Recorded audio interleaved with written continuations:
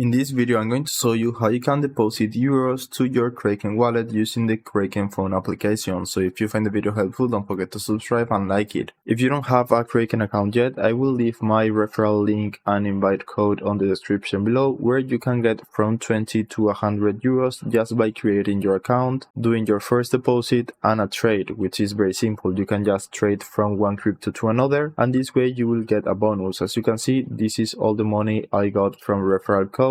And this is just the money I got on the last week. So for example, my last referral got more than 100 euros and it's completely free and it only takes a few minutes. So if you want some extra money, you can create your account using the link in the description below. So this is very easy. Just go to explore right here, this tab at the middle, and then go to the search field and search for euro. So now you should see crypto as well, but what we're looking for is forex, which is basically the fiat, the normal cash.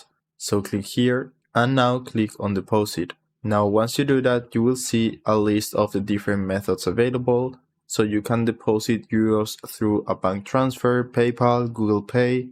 You can also use Apple Pay if you are using an iPhone. And lastly, you can also connect your credit card to deposit through your bank account. So that's how easy it is. You just need to select your payment method, for example, bank transfer.